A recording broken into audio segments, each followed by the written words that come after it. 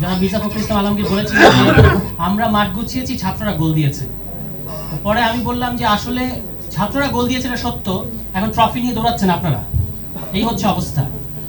এবং গতকালকে যেটা আমরা দেখতে পেলাম, আমাদের এই অঞ্চলের সর্বজন শ্রদ্ধেয় রাজনীতিবিদ শেরেবাংলা একে ফজলুল হক একবার পার্লামেন্টে বলেছিলেন কনস্টিটিউশনাল ড্রামা।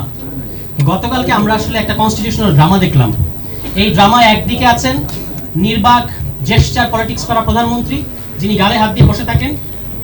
2 ঘন্টা আলোচনা হয়েছে গতকালকে, জুলাই সনদ, গণভোট, জুলাই বাস্তবায়ন আদেশ ইত্যাদি প্রশ্নে গতকালকে 2 ঘন্টা আলোচনা হয়েছে। সরকারি দল 1 ঘন্টা আলোচনা করেছেন এবং আমাদের জেস্টার পলিটিক্স করা মাননীয় প্রধানমন্ত্রী তিনি গালে হাত দিয়ে পুরোটা সময় বসেছিলেন, টেবিল চাপড়েছেন, একটা শব্দ উচ্চারণ করেন নাই। আর এদিকে স্বরাষ্ট্রমন্ত্রী 30 মিনিট কথা বলেন। এটাই কিন্তু বাংলাদেশের বর্তমান পরিস্থিতিকে ডিফাইন করে অনেকটা। আমরা যারা বুঝি ওই যে বলে যে বুদ্ধিমানদের জন্য ইশারাই যথেষ্ট। এখন কথাটা হচ্ছে যে এই যে আমাদেরকে ওনারা এখন গণভোটের প্রশ্নের চুলচেরা বিশ্লেষণ করছেন, আপনারা দেখতে পাচ্ছেন। ক্ষমতায় গেলে সবাই এরকম করে। এই গণভোটের পক্ষে ওনারা বলছেন যে এই প্রশ্ন আমাদের 3.5 ঘন্টা লেগেছে, স্বরাষ্ট্রমন্ত্রী নাকি 3.5 ঘন্টা লেগেছে। তো প্রধানমন্ত্রী যখন নির্বাচনী ক্যাম্পেইনে বললেন যে আপনারা দয়া করে গণভোটে হ্যাঁ ভোট দেবেন, উনি কি না করে গণভোটে হ্যাঁ ভোট দিয়েছিলেন? এবং এখন যে আপনারা 4টা প্রশ্নের কথা বলছেন, এবং এই যে আমাদের ব্যারিস্টার গতকালকে আমদানি রহমান পার্থ ভাই, সন্দেহ নাই কোন উনি অত্যন্ত একজন সুবক্তা, কিন্তু ঠিকমতো কিন্তু আদেশ কিংবা ওই গণভোটের প্রশ্নটা উনি নিজেও পড়েন না, কিন্তু না পড়ে জনগণের এই যে রায় সেটাকে অবজ্ঞা করছেন। কেন? কারণ ওনাদের হাতে এখন পার্লামেন্ট আছে, ওনারা চাইলে এই কাজগুলো করতে পারেন।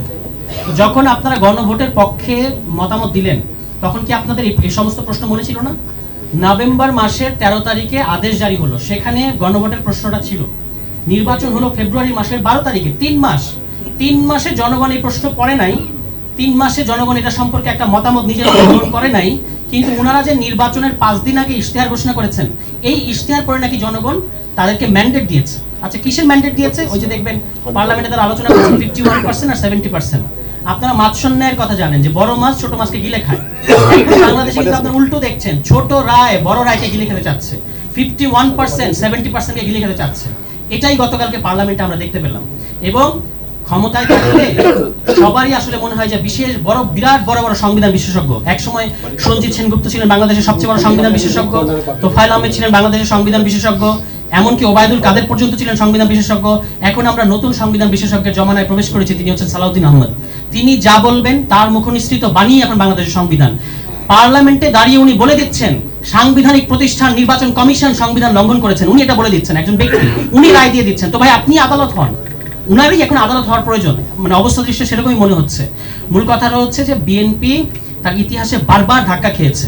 বাংলাদেশের প্রত্যেকটা বড় বড় পরিবর্তনের বেনিফিশিয়ারি হয়েছে বিএনপি। আবার তাদের ইতিহাস আছে যে যখনই ক্ষমতা হস্তান্তরের মুহূর্ত আসে তারা কিন্তু খেই হারিয়ে ফেলে। 96 সালে আপনি দেখবেন তারা আসলে জোরপূর্বক তত্ত্বাবধায়ক সরকার ব্যবস্থাটা তারা মানলো না, তারপর তারা 12 দিনের বেশি ক্ষমতায় থাকতে পারলো না, এরপর আবার তত্ত্বাবধায়ক সরকার ব্যবস্থা দিতে বাধ্য হলো। 2001-06 এসে আবারও তারা ওই যে বিচারপতি বয়স বাড়ানো, নিজেদের তত্ত্বাবধায়ক সরকারের নিজেদের লোক পাওয়ার জন্য বিচারপতির বয়স যে বাড়ালো, এবং তার ফলে ওই 14দশ সংশোধনীর ফলে আপনার এখানে লগি বৈঠা আওয়ামী লীগ এখানে লাশের উপর নৃত্য করেছে, তাণ্ডব করেছে। এটার নাম দিয়েছে গণতন্ত্রের পুনরুদ্ধার। আর আওয়ামী লীগ আমলে বিএনপি যখন গণতন্ত্রের জন্য সংগ্রাম করেছে ওটার নাম কিন্তু ছিল জ্বালাও পোড়াও। বিএনপি এই সমস্ত ইতিহাস থেকে কিছুই শেখে নাই।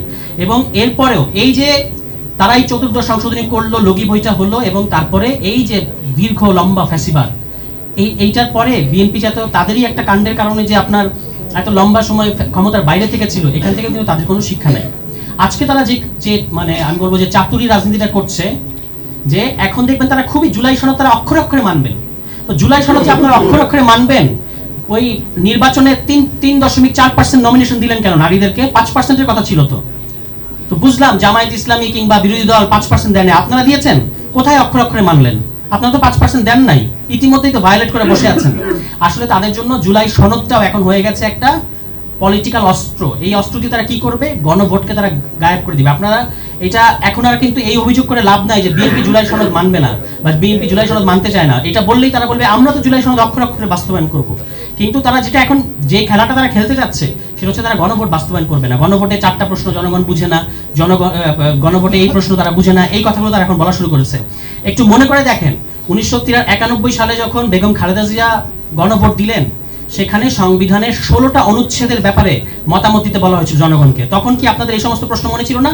তখন আন্দালিব রহমান পার্থ এত বয়সে এত ছিল না বলে হয়তো এই প্রশ্নগুলো তিনি করতে পারেন নাই। ভাগ্য ভালো বাংলাদেশের যে তখন আন্দালিব রহমান পার্থ ছিলেন না, নাহলে তো এই প্রশ্নগুলো করতেন তিনিও। এবং সংবিধান ছুঁড়ে ফেলার কথা মানে আমরা বলি এই কারণে আমরা নাকি স্বাধীনতা বিরোধী, গতকালকে তিনি এই কথা বলেছেন। আপনি তো 1 বছর আগে সংবিধান ছুঁড়ে ফেলার কথা বলেছেন, এত দ্রুত ভুলে গেলে হবে? এবং বেগম খালেদা জিয়াও এই কথা বলেছেন। এখন বিএনপি আসছে আমাদেরকে বলতে যে না, বেগম খালেদা জিয়া সংবিধান ছুঁড়ে ফেলতে বলেন নাই, তিনি সংশোধনী ছুঁড়ে ফেলতে বলছেন।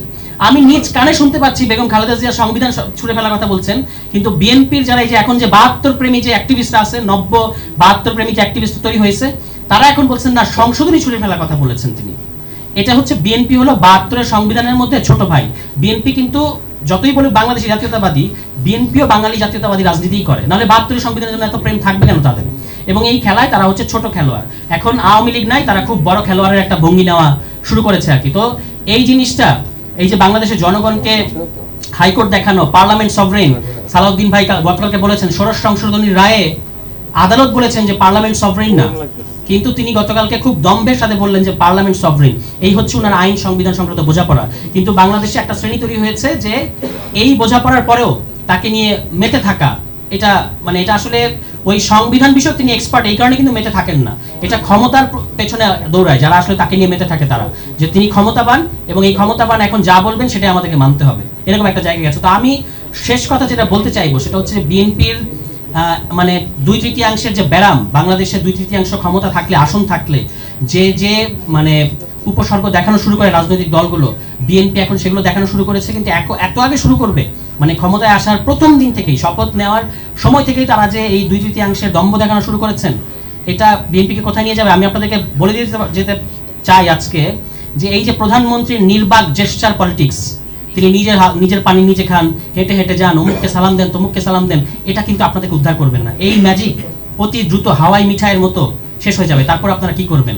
এবং এটা বাংলাদেশের গতকালকে একটা ইতিহাস হয়ে থাকলো যে সংবিধান, আইন, গণভোট নিয়ে কথা হয়েছে সংসদে, উপস্থিত থাকা সত্ত্বেও দেশের প্রধানমন্ত্রী একটা শব্দ উচ্চারণ করেন নাই। এবং তিনি উপস্থিত থাকার পরও স্বরাষ্ট্রমন্ত্রী বলছেন যে সংসদ নেতার পক্ষে আমি এই প্রস্তাব দিলাম। আপনি সংসদ নেতার পক্ষে প্রস্তাব দিবেন কেন? সংসদ নেতার কি মুখে জবান নাই? উনি বলেন না কেন?